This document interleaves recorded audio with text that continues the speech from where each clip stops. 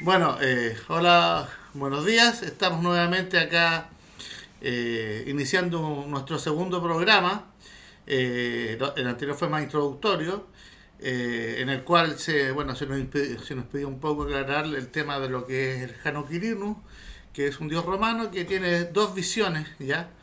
Que tiene dos visiones con respecto a todo lo que es vida, con respecto a destino y con respecto a muchas formas de situaciones que se van generando a través de la vida. Nosotros hemos tomado este nombre de Janus Quirinus justamente para, como dije anteriormente, ver la otra mirada de la Segunda Guerra Mundial, que es una mirada no tan propagandística que se ha impuesto a través de los años de bombardeo sistemático de propaganda que ya llega a ser burdo y que no tiene ya razón de ser porque se cae a pedazos esa famosa propaganda. Por lo tanto, estamos iniciando ahora nuestro segundo programa y vamos hoy día a ver, por ejemplo, como dijimos anteriormente, vamos a ver, por ejemplo, situaciones tan terribles que tuvieron que soportar los vencidos, como por ejemplo el intento de, de usar el plan Morganto contra los alemanes, que ahora lo va a hablar Rodrigo. Hola Nicolás, ¿cómo estamos? Y también un saludo a las personas que nos siguen, a nuestros suscriptores, a las personas que nos hacen un like para que así pueda seguir creciendo este canal. Bien, como decía el Nico de forma introductoria, hoy vamos a ver un tema que es completamente muy complejo, muy espinudo, que es el tema del famoso plan Morganto. Este plan fue desarrollado o concebido por un alto funcionario del gobierno del presidente Franklin Delano Roosevelt en la década de 1930, que es Henry Morgantow, que nace el 11 de mayo de 1891 en la ciudad el estado de Nueva York y muere en el año 1967 en el mismo estado de Nueva York. Esta persona fue secretario del Tesoro de Estados Unidos durante la administración Roosevelt y fue una de las personas importantes en el diseño del New Deal, que fue las políticas que desarrolla el presidente Roosevelt en la década del 30 para poder salir de la gran crisis económica que comienza a fines de la década del 20. También estuvo a cargo continuó estando a cargo de la tesorería del gobierno y también tuvo un alto puesto en el desarrollo de la política exterior norteamericana, sobre todo en la participación de la Segunda Guerra y una actuación sobresaliente en la configuración de su política exterior con respecto a la ley de préstamos y arriendo y también el apoyo a China y un tema que es muy complejo, que es el apoyo a los refugiados judíos, que son los remanentes que quedaron después de la Segunda Guerra Mundial. Disculpa, déjame hacer un alcance. Adelante, Nico. Además, este Morganto es uno de los sionistas judíos más importantes de Estados Unidos en esa época y es uno de los que permitió y sustentó todas las políticas totalmente totalitarias de Roosevelt, ¿ya? Con respecto, por ejemplo, eh, la captura de los ciudadanos japoneses en Estados Unidos, ¿ya? Creo que es una vergüenza hasta el día de hoy, ¿ya? Ese era un detalle. Sí, como dice el Nico, era una persona que pertenecía a la élite, a la aristocracia judía, y la mayor parte de ellos provenían del antiguo Imperio Español y Holanda, que habían emigrado ya a la naciente República Norteamericana a comienzos del siglo XVIII. Pero volviendo al tema anterior, el secretario de Estado Morgantow, Henry, es el creador intelectual del plan de desarme y de neutralización de Alemania como la gran potencia que le correspondía en el panorama mundial, posterior a su derrota en la Segunda Guerra. ¿A qué se debe esto? Es que lamentablemente las potencias aliadas de Occidente veían a Alemania como un antagonista, una potencia antagonista frente al dominio hegemónico mundial. Prefirieron en todo caso tener como aliados a la Unión Soviética, que era la contrapartida o el otro lado de la moneda respecto a todo lo que era el sistema capitalista angloamericano impuesto por Gran Bretaña y Estados Unidos. Entonces, ¿cuál es el problema de la situación del gobierno de Roosevelt y sus secretarios de Estado, que no se logra entender cómo era posible que lograran un entendimiento con la Unión Soviética, siendo que el plan final de la Unión Soviética era desmontar todo el sistema capitalista a nivel mundial? Aquí debemos recordar que Stalin, ya en la década del 30, cuando toma el poder dentro de la Unión Soviética, prepara una guerra internacional. Esa es la internalización del comunismo soviético.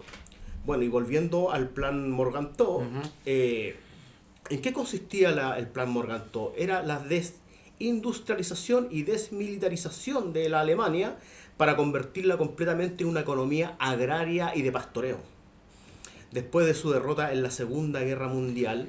Y este plan fue un plan Nicolás concebido en 1940, que se lo presenta el secretario de Estado... 44, bien rectificación, Nicolás. 44 al presidente Franklin Delano Roosevelt, el cual muchas personas lo veían como un castigo a Alemania más que una venganza. Una venganza, exactamente. Una venganza. Sobre el pueblo alemán por haber apoyado a Adolf Hitler en su campaña de el resurgimiento nuevamente de Alemania como la gran potencia que le corresponde en el panorama mundial. Y estaba este plan basado en 14 puntos, pero los dos puntos principales siempre fueron la desmilitarización completa de su industria armamentística y la desindustrialización para que nunca más volviera Alemania a surgir como el gran poder en Europa. Y los otros puntos era el otro de atroz, el otro punto, claro, que es sobre el pueblo alemán, dice. Sobre el pueblo alemán, sobre lo que era esterilización de los hombres menores de 40 años. O sea, eso demuestra bueno, no nos puede sorprender eso, lo que pasa hoy con el pueblo palestino, que han matado a más de 40.000 personas, ya el sionismo. Y el sionismo es una aberración ideológica que mezcla lamentablemente la religión judía con la política. Ya el sionismo ha sido nefasto, tanto antes de la Segunda Guerra como después de la Segunda Guerra. Sigue. Bueno, nosotros queremos hacer una aclaración. Nosotros no estamos en contra del pueblo judío, sino en contra del sionismo, que son dos cosas completamente aparte y diferentes. Exacto. Hay que dejar bien claro ese punto. Claro. Y volviendo al tema de la desindustrialización y desmilitarización de Alemania, al transformar una sociedad netamente agraria, posteriormente vendría la participación, partiendo el territorio alemán, donde una parte se iría a Polonia, la Alta Silesia, y que serían 2/3 de la Prusia Oriental y la Alta Silesia, Polonia, y otro tercio a la Unión Soviética. Y incluso sumaba los territorios del Ruhr, que quedarían en manos de las potencias dominantes en ese momento, que son las que vencen a Alemania, y el Sarre, que terminaría por una administración netamente del gobierno francés. ¿Quieres agregar algo? Claro, que bueno, que como acaba de decir Rodrigo aquí, este plan finalmente no se llevó a cabo porque generó tanta resistencia dentro de los mismos aliados, sobre todo en la opinión pública, porque este es un plan que se terminó filtrando de alguna manera, y este sionista Morgenthau y toda su camarilla no pudo aplicarlo. Aún así, se pagan los costos de la destrucción de Alemania. ¿En qué sentido? De que hoy día, en el siglo XXI, lo que es la antigua Königsberg está en poder ruso, y es una espina dentro de Europa apuntando hacia el corazón. O sea, ahora Europa está totalmente comprometida, mientras los rusos estén ocupando Königsberg, donde nació Kant y Schopenhauer. O sea, más alemán es imposible. Y esto también es producto de la limpieza étnica que se hace con el pueblo alemán en el año 45, cuando los aliados, sobre todo Inglaterra y Estados Unidos, permiten a los rusos comunistas quedarse con toda lo que es la Prusia Oriental, quedarse con parte de Silesia, entregarle territorio a los polacos y finalmente lo más atroz es la limpieza étnica que significó más de 2 millones de civiles alemanes muertos y no murieron más millones porque la Marina alemana, que recomiendo el libro de Caius Becker, La última Odisea, la Marina alemana logra evacuar por vía marítima a través de los puertos de Danzig, Gotenhafen y Oxo, logran evacuar, ELA también, evacuar cerca de 2 millones a 3 millones, entre 2 a 3 millones de refugiados de esa zona. Es una operación que se realizó desde enero del 45 hasta el 8 o 9 de mayo del 45, donde afortunadamente millones de alemanes lograron escapar de la venganza rusa. Lamentablemente, como dije, 2 millones fueron asesinados ahí, que nunca más aparecieron. Y bueno, no queremos hablar también, o sea, vamos a notar nomás una cifra conservadora. Te habla de más de 2 millones de mujeres alemanas violadas por el Ejército Rojo, que en esa época estaba ya cerca de los 5 millones de hombres ya en armas contra Alemania y ocupando todo el territorio alemán. A todo esto, el pillaje y la violación del ejército soviético ya se había manifestado tanto en Hungría como en Polonia, y finalmente las hordas que venían detrás, mandadas por Stalin, hacen su festín ya definitivo en la Alemania. Entonces esto es una verdadera orgía de sangre, carnicería y muerte que lamentablemente los anglo aliados permitieron que hicieran los comunistas con Alemania. Claro, no, es una parte muy oscura de la historia que se ha tratado de ocultar y esconder, lamentablemente, y siempre nos han mostrado a los aliados como que son las personas superiores en cuanto a la moral y que lo estaban haciendo por defender la democracia. Y volviendo al tema del Plan Morgenthau, que lo que realmente buscaba el Plan Morgenthau era prevenir el resurgimiento y el rearme de Alemania y contrarrestar el predominio de Alemania como una potencia hegemónica europea y mundial. Pero lamentablemente los norteamericanos fueron bastante ciegos, no se dieron cuenta que su verdadero enemigo estaba al frente de ellos, que era la Unión Soviética. Y el otro gran enemigo que aún actualmente en el siglo XXI les sigue pesando, que es China. Aún siguen pensando que Rusia es el gran enemigo. No, realmente es China, la China comunista.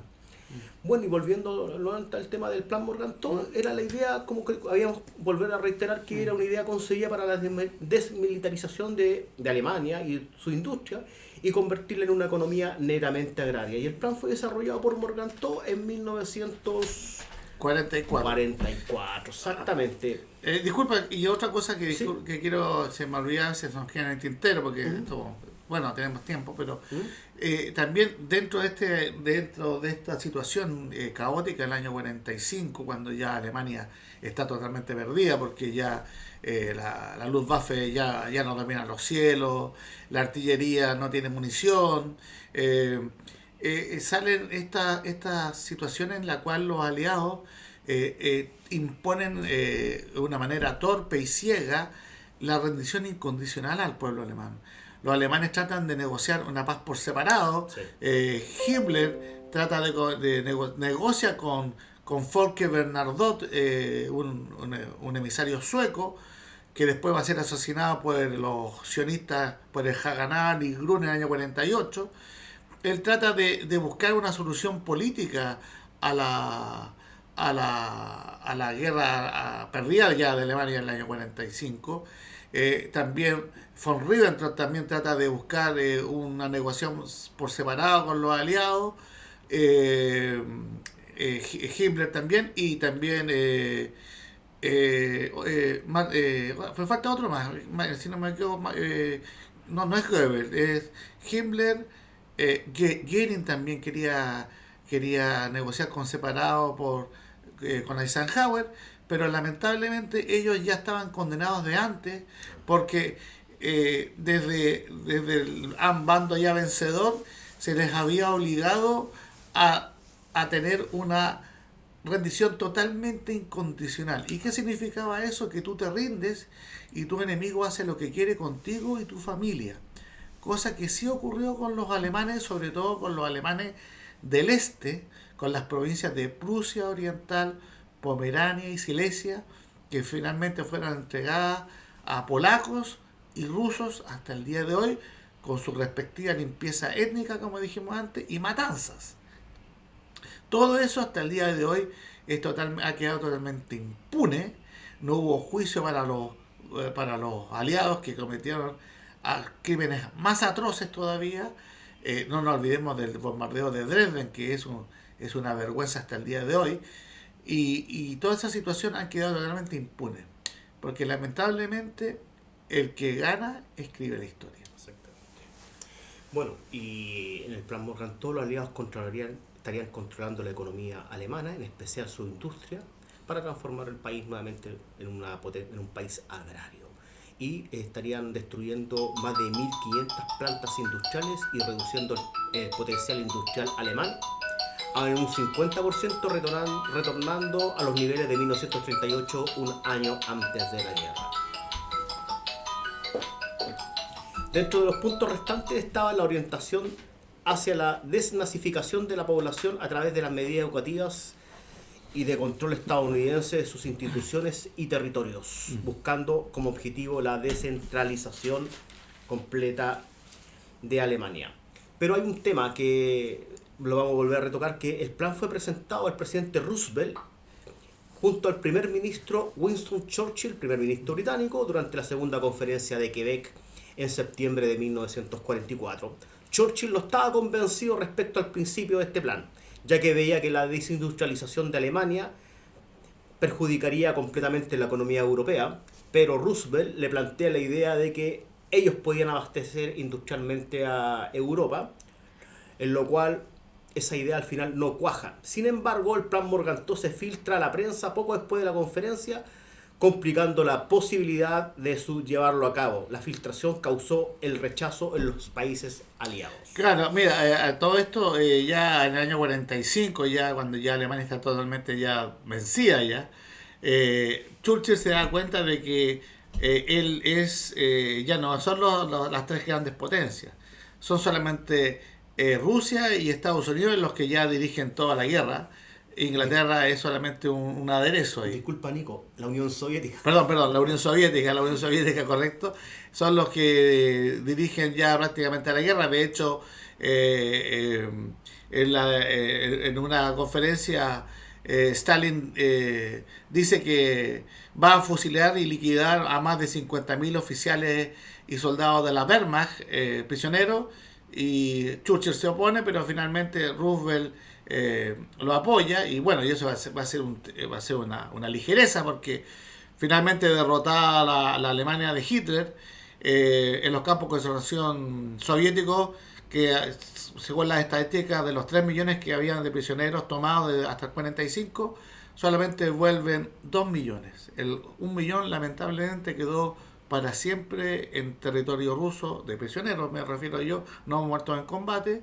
Y ese millón de muertos en los campos de concentración rusos es terrible, porque ahí créame que un campo de concentración ruso era terrible. Es cuestión de ver leer la obra de Solzhenitsyn, Archipiélago Gulag, donde te demuestra las condiciones infrahumanas y la violación sistemática de los derechos totalmente humanos de la gente en los campos comunistas. Y no solamente sus enemigos, también recuerda que el pueblo soviético, gran parte de los opositores a Stalin, que eran comunistas de línea dura también, pagaron en los campos de concentración, como dice Nicolás, en los gulag. Dicen que eran terribles las condiciones de vida. Infrahumanas. Exactamente. Es realmente infrahumana. Entonces, para nosotros esta ideología criminal que lamentablemente los aliados potenciaron durante la Segunda Guerra Mundial, crearon un monstruo que fue la Unión Soviética, que va a tomar y va a destruir todas las democracias en Europa Oriental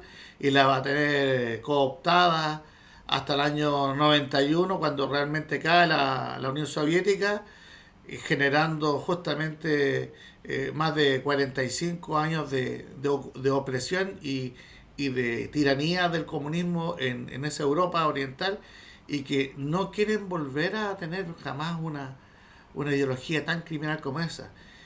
En contraste de esta América Latina que tenemos hoy día, que parece que no han aprendido nada de la historia.